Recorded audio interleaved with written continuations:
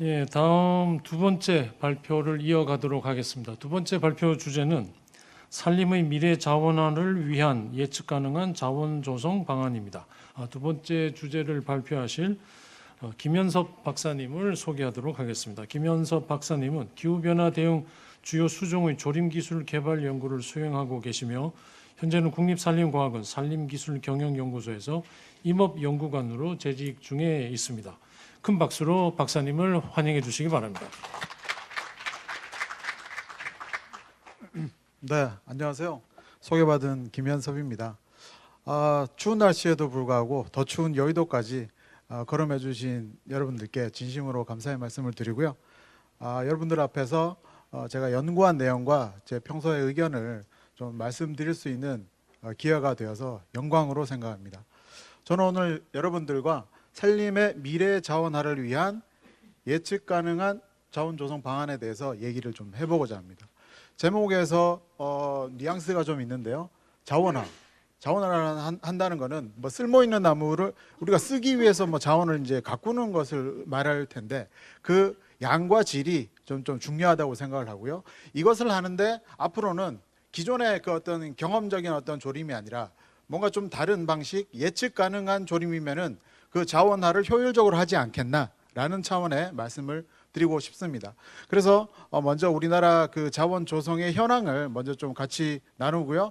두 번째로는 이 예측 가능한 조림을 위해서 산림과학원이 연구한 생존, 생장 예측에 관한 내용, 그리고 나무 심기 기간에 관한 내용을 좀 말씀드리겠습니다. 근데 이제 그 내용만 가지고는 이 조림 분야의 문제를 다 해결하기는 좀 부족하죠. 해서 올해부터 계속해 나갈 연구에 대해서도 여러분과 함께 얘기를 좀 나눠 보겠습니다. 먼저 우리나라 자원 조성의 현황입니다. 나무 심기 정말로 그 대한민국의 근현대사 격변의 시기를 관통했다라고 얘기할 수 있습니다. 1953년도의 인목 축적이 헥타르당 5.62방에 불과했습니다. 그런데 그게 한 70년 정도 지났죠. 2023년 기준으로 보면 31배가 증가했습니다. 국토 면적으로 보면 산림률이 62.6%입니다. 산림국이라고 과히 말할 수가 있죠. 그런데 이것은 우리만의 자랑이 아니라 이미 세계적인 국토 녹화의 자랑이 되고 있습니다. 그래서 그 유네스코에는 우리 녹화 기록을 세계 유산으로 등재하기 위해서 거의 다 이제 돼가고 있다고 들었습니다. 그래서 세계적으로 좀 살펴보면요, 10년마다 출간하는 FAO 세계 산림자원 보고서에 의하면은 대한민국의 산림률은 63%입니다. 10년 전 20년에 비해서 좀 감소되어 있는데 이 수치에는 너무 연연해 하실 필요가 없습니다. 이 62.6%의 산림을 가지고 저희는 좋은 숲을 만들고 가꾸고 누릴 수 있는 자원을 만들 수 있기 때문입니다. 다만 여기서 좀 의미를 좀 찾아보면요, 세계적인 임업 선진국이라고 할 수 있는 캐나다, 미국, 독일, 그리고 스위스, 뉴질랜드가 저희보다 산림률이 낮습니다. 근데 그들은 임업 부국이라고 저희는 얘기를 하고 있잖아요. 그만큼 반대로 말하면 우리도 이 나라들처럼 이 63%에 달하는 산림을 가지고 얼마든지 산림 부국의 꿈만 꾸는 것이 아니라 실현시킬 수 있다는 가능성이 숨어져 있다는 얘기입니다. 아이고, 죄송합니다. 자, 그래서 그럼 우리는 지금까지 얼마나 많은 나무를 심었을까요? 정말 어마어마하게 많이 심었는데요. 헥타 면적으로 보면 한 460만 헥타 정도를 심었고요. 한 120억 그루의 나무를 심었습니다. 그래서 면적으로 보면 서울 면적으로 비교하면 너무 이렇게 좀 사이즈가 작아가지고 제주 면적으로 제가 비교해봤는데요. 제주도를 25개를 만드는 만큼의 면적의 나무를 심었습니다. 그리고 1인당 한 5천만 원 기준으로 봤을 때 한 250그루의 나무를 심었고요. 저는 그래서 이게 그럼 어떤 그 수종들을 많이 심었을까를 좀 봤는데 의외로 저희가 침엽수를 많이 심은 줄 알았는데요, 화렵수도 상당히 많은 면적에 심었었습니다. 그리고 본수로는 침엽수가 조금 더 많은 상황을 보이고 있었습니다. 그러면 어떤 나무를 심었을까를 시대적으로 좀 살펴보면요, 1차 녹화 기간인 70년도에서부터 보면은 침엽수는 낙엽송, 리기다가 많이 심어졌고요. 화렵수는 포플러, 현사시 이런 나무들이 많이 심어졌습니다. 특징이 있죠. 이 당시에는 사방이 급했고 빨리 녹화가 급했기 때문에 빨리 잘 자랄 나무, 이런 나무들을 이제 많이 심었고요.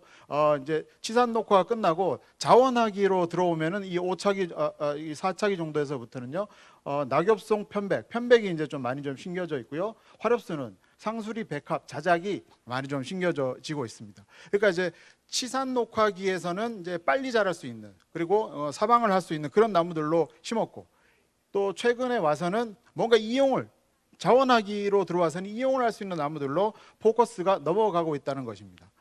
어떨 때는 사람들이 얘기를 해요. 왜 그 우리 선배들은 지금 쓸만한 나무를 좀 많이 좀 안 심어줬을까? 근데 그거는 그렇게 얘기할 게 아니라고 생각이 들더라고요. 그때는 당시에는 그 상황을 헤쳐나가기 위해서 그럴 수밖에 없었다는 점을 저희는 잘 알고 있습니다. 그 노고에도 감사를 깊이 드리고 있는 상황입니다. 자, 그런데 이렇게 이제 숲이 이제 그 70년대부터 좀 많이 심어져 왔잖아요. 그러다 보니까 이제 본격적으로 수확을 하고 있습니다. 과거의 임업은 조림이 임업의 시작이었습니다. 그래서 이 조림부터 수확에까지 이렇게 이루어졌는데요. 이제는 본격적으로 국산재 시대, 수확 시대가 들어왔잖아요. 그래서 이제는 재조림의 시대입니다. 목재 수확을 한 이후에 조림과 풀베기, 그리고 어린 나무가 고기로 이어지고 있습니다. 재조림의 시대. 어떤 사람들은 그럽니다. 조림 그냥 산에다 나무 심으면 되는 거 아니냐. 나무 심으면 되죠. 그런데 시대가 달라졌다는 거죠. 재조림의 시대입니다. 수확 이후에 나무를 심는 거죠. 그러면 뭐가 달라졌을까요? 첫 번째는 기후가 달라졌습니다. 기후변화. 지금 우리는 매일 눈 뜨면은 기후변화라는 얘기를 듣고 살고 있습니다. 두 번째는 입지 환경이 달라졌습니다. 이렇게 이제 풍부한 어떤 자원으로부터 우리 살림의 토양 환경이라든지 여러 가지 환경이 달라졌다는 거죠. 세 번째는 국민들의 인식입니다. 이제는 미래 세대에서 쓸 수 있는 나무를 심기를 바라고 있습니다. 옛날처럼 빨리 자라고 이런 게 아니라 좀 더 가치 있는 나무를 심기를 바라고 있다. 그러니까 세 가지 정도에서 우리는 과거의 조림과는 다르다는 점을 알고 있어야 된다는 것이죠. 그래서 재조림의 시대에는 뭔가 조림 기술이 달라질 필요가 있다는 것입니다. 자, 그래서 우리 이제 조림의 현장으로 좀 가볼 텐데요. 산림자원과에서 수행하고 있는 이 조림 모니터링 용역 과제 자료인데요. 조림 한 해 봄에 심고 그해 가을에 이제 활착률을 조사를 하는데요. 전국적으로 평균을 보면 한 89% 정도 되죠. 이게 이제 봄에 심고 가을의 결과입니다. 그러니까 당년의 결과는 거죠. 여기서 조림이 끝나는 것이 아닙니다. 조림은 그 이후에 풀베기를 한 3년, 4년간 하죠. 그 가운데에서 생존율, 활착률이 변한다는 거죠. 이 오른쪽 그 그래프에 보면 저희가 조사한 데이터인데요. 한 조림하고 3년 정도 지나면은 한 72% 정도로 떨어집니다. 이게 한 해 정도 지나면은 약 한 70%가 정도 생존율이 된다는 거죠. 그러니까 3,000번을 심으면은 30%는 날아가고 2,000번 정도가 남는다는 거예요, 산에. 근데 그거는 생존해 있다는 거죠. 그게 질을 따지는 게 아니라 살아있느냐 죽어있느냐만 가지고 얘기를 하는 거예요. 자, 그래서 2,000번의 나무들이 이런 모습으로 자라고 있습니다. 그러니까 그 3년 동안 이런 일이 있었다는 겁니다. 그러니까 여기 위에 보면 이제 들려 있죠. 여기 이제 땅이 얼었다 녹으면서 이제 묘목이 올라와 버리는 거예요. 그 다음에 자르다가 이렇게 뭐 꺾이고 이제 죽기도 하는 거예요. 이렇게 죽기도 하고. 또 하나는 이제 풀베기를 이제 해야 되잖아요. 여기 선생님이 이제 풀베기 하러 들어가는데 이 표식봉을 찾기도 어려울 만큼 풀들이 많습니다. 그러다 보니까 풀베기 할 때 조림목의 피해를 많이 입어요. 풀베기뿐만 아니라 칡도 조림목의 생장을 제한하는 아주 그 위험한 인자로 저희가 알고 있잖아요. 이런 어떤 조림의 현장에는 당년 이후에 어떤 모습들이 굉장히 좀 이렇게 치열하다는 걸 말씀드리고 싶습니다. 또 하나는 질에 관한 문제인데요. 정화의 피해가 많습니다. 이건 이제 동물이 이제 섭식을 하거나 또는 이제 풀베기 할 때 날아가는 환경. 그래서 조림이 4년 정도 지났을 때 정화가 보호가 되지 않으면 이것이 좋은 용재로 크기가 굉장히 어려워지는 겁니다. 예. 그런 어떤 일들이 발생을 하고 있다는 점을 사진으로 좀 보여드리는 거고요. 저희가 이것을 그래서 이렇게 그래프로 좀 정리를 해봤는데요. 조림의 현장의 모습은 궁극적으로 양과 질이 모두 좀 걱정된다라는 말씀을 좀 드리고 싶습니다. 이 정상 생육을 하는 것들이 저희가 새 수종에 대해서 한 4년 정도 심고 조사를 했거든요. 전국에 330개소에 한 22,000개체를 가지고 매년 추적 조사를 한 건데요. 정상 생육, 그러니까 살아있는데 정화도 괜찮은 것들, 개들이 전체 50% 정도밖에 안 됩니다. 상수리 나무 같은 경우에는 35% 정도예요. 이거는 뭐냐면은 아까 2,000번을 말씀드렸잖아요. 2,000번 중에 1,000번만 조림한 지 4년 이후에 쓸모 있는 그 조림목이다라는 것이죠. 그러니까 그 뒤에 어린 나무 가꾸기도 해야 되고 무육도 해야 되고 그래야만 좋은 나무를 많이 남길 수가 있는데 그렇게 하기에는 조림의 성적이 그렇게 좋지 않다는 말일 수도 있습니다. 그래서 이 어떤 정상생육의 양의 문제, 이 50.8%를 더 올려야 되겠죠. 그다음에 두 번째는 해결하지 2번이라고 저희가 표시했습니다만은 비정상 생육한 개체들은 고사로 많이 넘어갑니다. 그리고 피해를 많이 받아요. 풀베기 할 때 초두가 날아가든가 잎이 날아가든가 해서 아마 살아는 있지만 되게 형편없이 살고 있는 그런 나무들이고, 그 다음에 나무가 있어야 할 곳에 없는 것들이 많습니다. 이것들이 전체의 한 절반 정도가 됩니다. 그러니까 이 양을 올리고 정상 생육하는 양은 올려야 되고 이 피해를 입는 것들은 없애거나 최소화시켜야 되는 것이 이 재조림 시대의 조림이 나아갈 방향이라고 저희는 생각을 했습니다. 자, 그래서 이 문제를 어떻게 해결을 해야 될 것이냐? 저희는 뭐 임기응변식의 그 해법으로는 이 문제를 해결할 수가 없다. 조림의 궁극적인 물음부터 다시 따졌습니다. 조림은 언제 어디 어떤 나무를 심느냐에 대한 물음이 그 근본적인 질문이라고 저희는 생각을 하거든요. 그래서 이 어떤 나무를 심느냐는 거는 조림 정책적으로 뭐 낙엽선, 상수리, 편백 이런 것들을 많이 심으니까 우선적으로 그런 나무를 선택을 하는 거고, 또 어떤 나무라는 거는 경제적 개념이 들어와야 되기 때문에 저희만 어떤 판단보다는 경제하시는 분들과의 함께하는 그런 판단이 필요합니다. 어쨌든 이 어디에 나무를 심을 건지에 대해서 지금까지 우리가 인용을 하고 있는 것은 이 지위지수를 기반으로 하는 맞춤형 조림지도입니다. 맞춤형 조림지도라는 것은 지위지수, 그러니까 땅이 좋으냐 나쁘냐를 가지고 이제 어떤 나무가 잘 자랄지 말지를 알려주는 정보거든요. 하다 보니까 땅이 좋은 곳에서는 뭐 19개 나무 모든 나무가 다 잘 자란다 이렇게 나오는 거예요. 그러니까 임업을 하는 입장에서는 결국은 내가 어떤 나무를 선택해야 될지 모르는 선택장애, 결정장애가 온다는 것이죠. 그런 문제가 있습니다. 이게 이 지위지수를 기반한 맞춤형 조림지가 나쁘다는 것이 아닙니다. 이거는 과거에 우리가 조림을 하기 위해서 땅이 좋냐 나쁘냐를 가지고 판단을 하기 위해 했던 그런 어떤 정보이기 때문이죠. 자, 이런 어떤 그 맞춤형 조림지도를 한번 좀 재조림 시대에 맞게 좀 고쳐보자라는 것들이 저에게 첫 번째 과제였고요. 두 번째는 언제 심어야 되느냐 겁니다. 언제 심어야 되느냐에 대해서 저희 국내 자료를 살펴보면 42년, 43년 전에 82년도에 이렇게 잣나무, 낙엽송, 리기다, 테다, 편백에 대해서 봄, 가을로 일정한 어떤 그 경향을 보인다고 이제 제시한 게 있고요. 그 뒤에 이제 교과서라든지 정책적으로 봄과 가을에 약 한 달 반 정도의 기간을 조림시기라고 저희가 제시를 하고 있습니다. 그런데 이 40년 전에는 저희가 기후변화라는 얘기가 없었습니다. 그런데 지금은 기후변화는 늘상 달고 살잖아요. 그래서 이것을 좀 바꿔볼 필요가 있겠다. 그래서 어디에 언제 나무를 심어야 될지가 저희가 포커싱한 부분이 되겠습니다. 그래서 산림과학원에서는 조림목의 생육 예측 모델 개발을 통해서 맞춤형 조림 지도를 개선할 수 있는 방법을 구상을 했습니다. 그래서 가장 많이 심고 있는 낙엽성, 상수리, 편백을 대상으로 전국에 한 330개소 시험지를 조사를 했고요. 그 환경 특성을 조사를 했습니다. 기상, 토양, 입지, 그리고 조림목의 크기, 심을 때의 크기죠. 그다음에 조림지의 뭐 임상 정보라든지 대체적으로 한 50개인자. 그러니까 뭐 거의 그 조림에 필요한 정보들은 아마 다 담았다라고 이제 보시면 될 것 같습니다.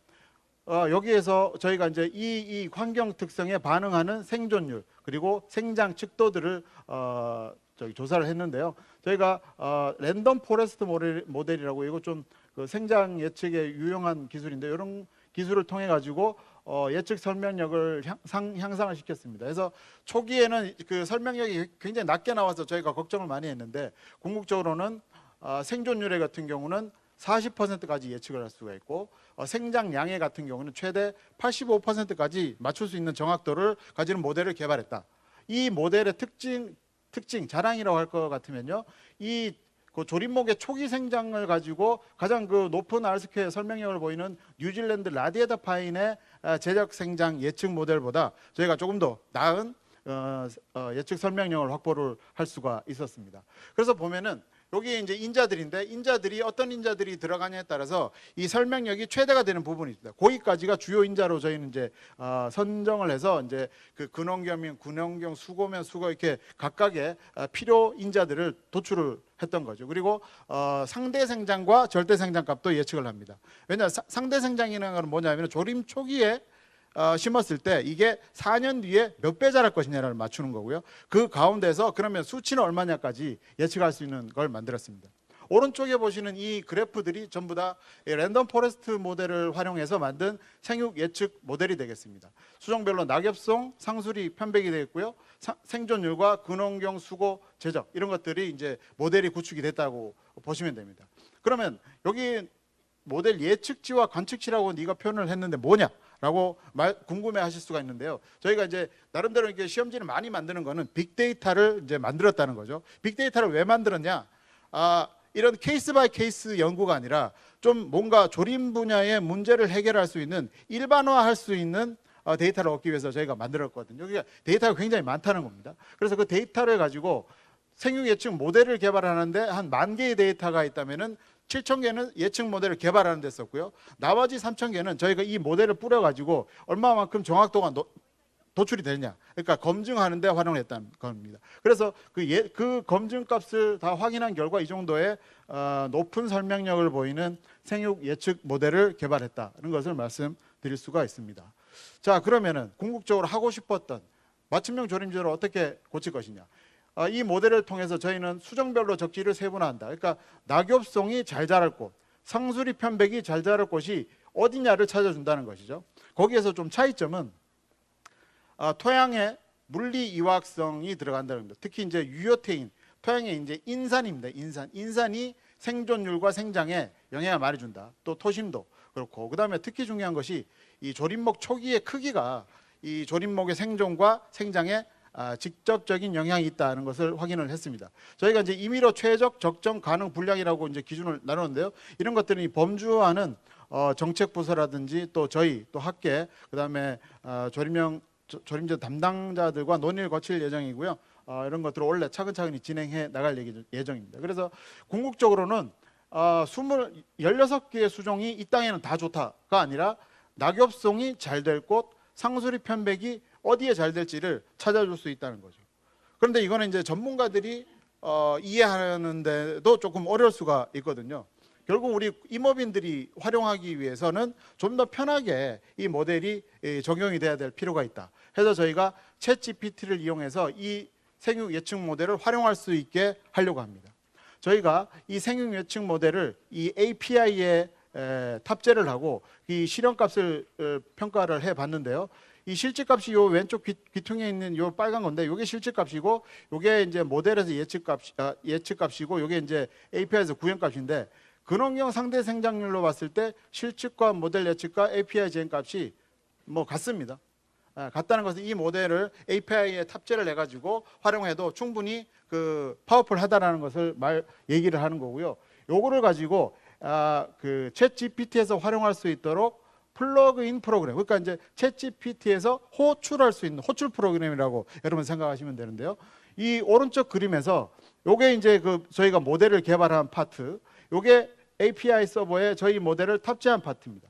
금년도에는 요 클라이언트 있죠. 고객들이 챗GPT를 통해서 요 REST API, 여기 이제 접수처라고 보시면 됩니다. 여기에 데이터 자기가 이제 뭔가 이제 원하는 것들을 이제 보내는 거죠. 그러면은 여기에서 구동을 해서 이렇게 값을 돌려주는 요 전체 4분면 중에 4분의 3을 저희가 했다는 거예요. 그다음에 나머지 4분의 1을 금년도에 하겠다는 겁니다. 그래가지고 누구든지 저희가 정해진 양식의 어떤 그 값들을 넣으면 이 땅에서는 나무가 얼마만큼 생존과 생장을 보일지를 알고 들어갈 수가 있다는 거죠. 알고 들어간 것과 막 심는 거하고는 사실은 많이 다를 것 같습니다. 결과치가요.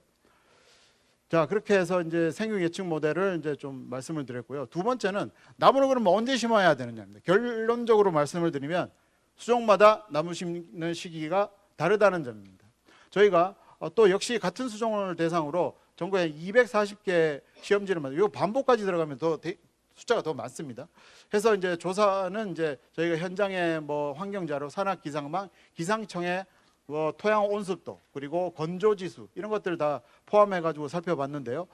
그래프에서 보시면 낙엽송은 봄에 이렇게 좀 좋고요. 이게 여름에 뜨거워지면 이제 생존율이 안 좋아지고, 상순이는 봄철이 안 좋다가 가을이 좋아지고, 편백은 봄철이 좋다가 가을이 안 좋고, 이렇게 수종마다 다 다르다는 겁니다. 요게 이제 그 어떤 학술적 의미라면은 요 밑에 1등급, 2등급, 3등급이 있죠. 이게 이제 행정적으로 저희가 80% 이상이면은 그냥 두고, 2등급 80에서 50% 정도면은 보식을 해라. 그리고 50% 미만이면은 재조림해라는 기준인데요. 그 기준을 놓고 봤을 때도 낙엽송과 상수리, 편백이 경향치가 다 다릅니다. 3등급이 뜨거워지면 올라가고요. 1등급이 올라가거나, 이렇게 세 수종마다 이 반응이 다르다는 거죠. 그러면 거기에 왜 뭐가 영향을 미쳤을지를 저희가 좀 조사를 했습니다. 이게 잘 안 넘어가지 왜? 이게 뭐 어떻게 좀 안 될까? 이게 먹지는 않는데? 예.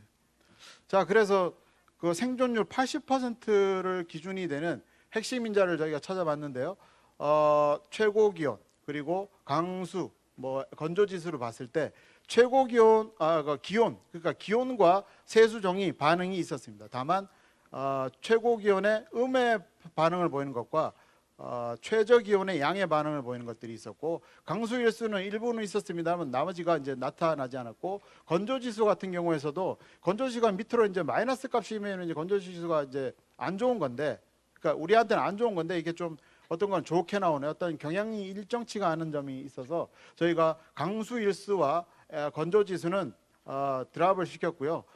기온을 가지고 저희가 이제 살펴봤습니다. 그랬을 때 저희가 그래 회기식을 통해 가지고 각각 춘추기별로 수종별로 몇 도씨의 반응을 하는지 80%가 되는 그 기준을 저희가 찾을 수가 있었는데요. 다음 좀 넘겨 주시겠어요? 예. 그랬을 때 낙엽송 상수리, 그러니까 춘기 같은 경우에는 얘는 22.9도가 넘으면 안 된다는 겁니다. 그 다음에 상수리 같은 경우에는 가을에 0.1도씨 무조건 이상이어야 되고, 14.8도씨 이상일 때 생존율이 80%가 나온다는 거죠. 이것을 저희가 시험지를 몇 군데, 5군데가 있습니다만 그 가운데 3가지 정도만 보면 이 남부, 중부, 북부별로 시기가 각각 다릅니다. 어떤 건 한 달 차이, 어떤 건 한 달 반 차이, 이렇게 시기가 각각 달라진다는 거죠. 그걸 좀 더 이제 펼쳐놓고 순기표로 펼쳐놓고 보면 2가지의 의미가 있습니다. 첫 번째는 조림 시기가 굉장히 확장됐다는 겁니다. 수종마다 확장됐다는 겁니다. 두 번째는 이걸 통해 가지고 저희는 대응을 할 수 있는 게 뭐가 있냐면, 식목일 자꾸 이렇게 뭐 옮기러 앞당겨야 되는 거 아니냐라는 말씀들 많이 하잖아요. 근데 식목일 앞당기는 게 중요한 게 아니라 식목일은 이게 3월달, 4월달도 우리가 나무 심을 수 있지만 이 가을에도 심을 수 있다. 그러니까 앞당기거나 말거나 할 게 아니라 그냥 상징적으로 두는 게 맞다라는 거죠. 예. 저희가 뭐 봄이 빨리 오니까 뭐 빨리 나무 심는다. 그러니까 봄에만 심으니까 그런 거예요. 근데 실질적으로는 이렇게 가을까지도 저희는 조림을 할 수 있다는 거죠. 두 번째는 뭐냐면은 조림을 보통 이제 당해에 벌채를 하면 그 이듬해나 3년 안에 이제 나무를 심잖아요. 근데 당해 벌채, 봄에 벌채하고 가을에 심을 수도 있다는 겁니다. 그러니까 이제 여러 가지 정책적으로 이제 활용도가 높아지는 거죠. 여기까지가 학술적 가치라면은 요거와 요 밑에 거는 정책적 활용도가 높아지는 겁니다. 예. 조림 시기를 당년 수확, 당년 조림도 가능하다는 거죠. 그런 어떤 그 차이점이 있을 수가 있습니다. 또 안 넘어갑니다. 좀 네. 자, 그래가지고 이런 어떤 그 원천 기술을 저희는 확보를 했다고 생각하고요. 이걸 가지고 우리는 뭘 바꿀 수가 있을지를 좀 살펴보겠습니다. 첫 번째는 말씀드린 대로 현행의 나무 심기 기간은 뭐 지역별로 한 달 정도의 기간입니다. 봄철, 그것도 봄철 정도 한 달 기간인데요. 이거를 수종과 조림지별로 연중으로 1회 기간까지 좀 이렇게 알려드릴 수가 있다는 거죠. 두 번째는 미국에서 이게 화렵수 양묘조림 일람표가 있잖아요. 1 플러스 4, 이게 이제 그 해에 조림을 하는 겁니다. 그 해에. 그 다음에 이게 이제 그 이듬해 조림한데, 그 해에 조림할 수 있는 일정이라든지 이런 어떤 양묘조림의 조림 적정 시기를 중심으로 묘목 생산, 보관, 운반하는 그 세부 일정 제시가 가능하다는 거죠. 이거는 뭐냐면은 나무를 묘목을 키워가지고 산에 갔는데 뭐 여건이 안 맞아가지고 나무가 산에 그대로 있어요. 묘목이 죽을 수가 있습니다. 활력이 떨어지죠. 그런 나무 심어봐야 그거 되겠습니까? 안 되죠. 그런 나무들을 그런 어떤 일들을 방지할 수가 있다는 겁니다. 세 번째로는 조림 시기를 변화를 전망할 수가 있습니다. 뭐냐면은 저희가 산악 기상망, 이제 산림청의 자랑이기도 한데요. 산악 기상망의 데이터를 가지고 기후 변화 시나리오에 따라 가지고 그러면은 대한민국의 낙엽송은 언제 어떻게 이제 조림 시기가 달라질지를 미리 알아볼 수 있다는 겁니다. 세 번째는 그러면은 그 나무 심는 시기가 각각 다른데 그러면 단풍지도 개화지도처럼 매년 수종마다 언제쯤 심으라고 지역별로 예보가 가능하다는 거죠. 그런 것들이 이제 이런 원천 기술을 통해 가지고 우리가 정책적으로 펼쳐나갈 수 있는 가능성이 커졌다라고 말씀드릴 수가 있습니다. 자, 여기까지가 저희가 이제 그 연구 결과를 통해서 이제 했던 거고요. 이거는 굉장히 좀 뭐랄까 이 그 제시한 그 말씀드린 것만 가지고는 이게 조림 문제를 다 극복을 하지 못합니다. 그래서 저희는 화렵수의 생존 생장을 예측하는 그 모델 그리고 화렵수 이렇게 생존 생장 예측뿐만 아니라 이제 식재 조림에서 벗어나 가지고 파종 조림, 그다음 대묘 조림, 그다음 이런 나무들을 정화 보호를 잘 할 수 있는 조림목 보호 기술. 그래서 이걸 조림 실행 기술이라고 저희 생각을 하고 있습니다. 그래서 이런 정밀 조림 기술, 예측을 통한 정밀 조림과 이 조림목을 보호할 수 있는 조림 실행 기술, 그리고 다각적인 화릅수 조성 기술, 조림 기술이 되겠죠. 이런 것들을 합해 가지고 수학부터 조림까지의 최적 조림 의사 결정 프로그램을 개발할 필요가 있겠다라고 생각을 하고 있습니다. 그래서 과학적 예측, 건전 생육 보장이 된다면은 산림자원을 통해서 모두가 누리는 숲을 만들 수 있지 않겠나라는 꿈을 가지게 된 겁니다. 자, 내용을 좀 살펴보면요. 금년부터 이제 시작하는 연구인데요. 첫 번째는 느티나무 물풀의 졸참나무를 대상으로 생육 예측 모델을 개발하고요. 조림지도 개선 정보를 밝힐 예정입니다. 그리고 적정 시기를 구명을 하고 프로그램을 생육 예측 프로그램을 개발할 계획이고요. 그다음에 두 번째 조성 기술 다각화인데요. 이 그림이 조림목을 보호한 겁니다. 이렇게 미니 온실 효과를 이용을 하는 건데요. 수호 생장이 좋습니다. 정화 보호가 잘 되는 특징이 있습니다. 근데 이런 것들에 대한 어떤 효과와 적용 기술을 개발할 계획이고요. 파종 조림, 그러니까 너무 이게 그 나무를 심어서만 키우는 것이 아니라 종자를 뿌려가지고도 숲을 빨리 만들 수 있는 그런 어떤 기술에 대해서도 좀 연구를 할 계획이고, 말씀드린 대로 조림계획 수립 의사결정 프로그램인데요.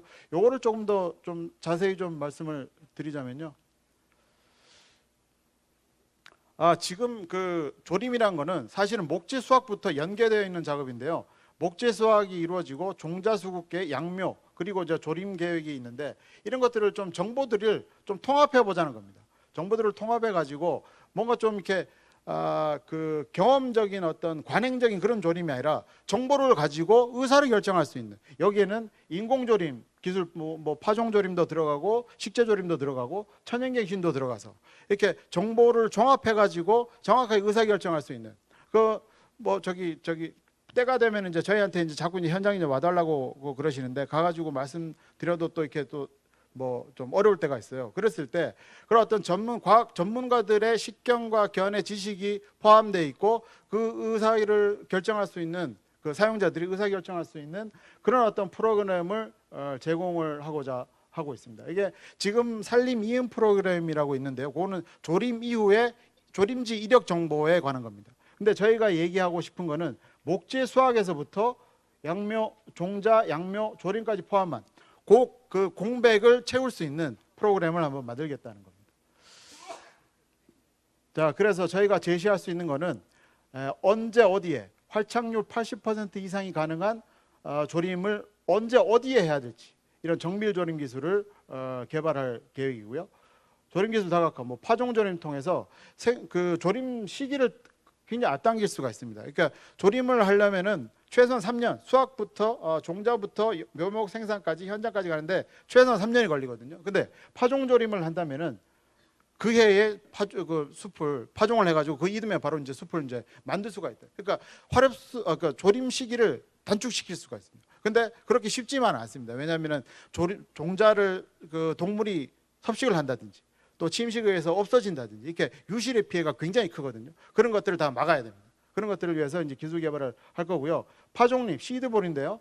이거는 건조하고 척박한 곳에서 빨리 화력수를 만들 수 있는 방안이 없겠느냐라는 취지에서 이런 건조 촉박한 조림 장애 요인을 극복할 수 있는 방법으로 파종림을 연구를 할 계획이고요. 조림목 정화 보호를 해서 우량한 용재 생산이 가능할 수 있도록 조림목을 보호하겠다. 이런 기술들이 합해지면은 의사결정 프로그램을 개발하는데 가능성이 있겠다. 그래서 앞서 슬라이드에서 보면 의사결정 프로그램을 28년, 29년도에 배치했습니다. 이런 기술들이 구비가 돼야 되기 때문입니다. 이런 기술이 갖춰진다면 차근차근 고기림, 사유림에 적용할 수 있는 조림 기술을 개발해 나가겠습니다. 자, 그런데 이게 이제 저희 그 어떤 산림 기술 경영 연구소만의 해결할 수 있는 문제가 아니라고 생각합니다. 수목 생리라든지 입지 토양 연구, 잎목 육정 연구, 앞서 이영미 박사님께서 말씀 주신 잎목 육정 연구라든지 이런 것들을 통해서 뭔가 과학적으로는 신뢰도를 높일 수 있는 연구 결과도 내야 되겠고요. 조림 정책을 뒤에서 지원하는 것에서 넘어서서 조림 정책을 선도하는 어떤 연구가 나와야 되겠다. 그래서 궁극적으로는 산불이라든지 이런 피해지 복원을 넘어가지고 이 피해지를 산업자원으로 산림을 조성할 필요가 있겠다라는 생각까지 좀 비전을 가지고 위기를 기회로 탈바꿈하겠다는 어떤 그런 필요성이 있어서 좀 함께하는 문제 해결이 좀 필요한 게 아니냐. 그걸 위해서 저희는 그래서 금년도에 그 양묘 조림 전문가 연구 협의체를 좀 구성하고자 합니다. 그 이유는 미래 조림 환경을 정밀하게 전망을 하고요. 조림 분야의 문제를 실질적으로 해결할 수 있는 뭔가 이제 막 너무 널려져 있는 뭐 다학제적 이런 게 아니라 좀 전문가 집단, 분야의 전문가 집단이 좀 전문적이고 좀 집중적인 어떤 융합을 통해서 조림 분야의 문제 해결을 좀 할 수 있지 않겠나. 그런 생각을 좀 하고 있고요. 그 활동으로 금년 하반기에 산림과학회 총회에서 양묘 조림 분야 특별 세션을 운영을 할 계획에 있고 요런 어떤 활동을 기반으로 29년도 EU 프로 세계 총회 케냐 나이로비에서 있는데요. 이 29년도 EU 프로 세계 대회에서 저희가 산림 조성과 초기 생장 딱 저희가 지금 연구하고 있는 분야하고 딱 매이 같은데요. 이 분야를 이제 운영해볼 계획까지 좀 말씀을 드리고 싶습니다.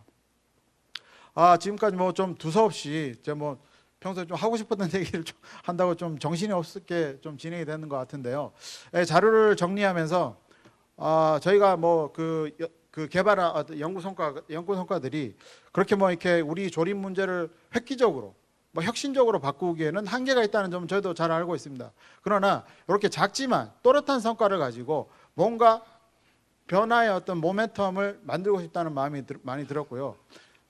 이런 걸 가지고 정책과 저희 또 연구 그리고 학계의 여러 전문가분들과 함께 조림 분야의 문제 해결을 하는데 저희 산림과학원, 산림기술경영연구소가 한 구석에서 꼼지락꼼지락 계속 활동하고 있겠습니다. 경청해 주셔서 대단히 감사합니다. 예, 좋은 발표해 주신 김현섭 박사님께 다시 한번 큰 박수 부탁드립니다.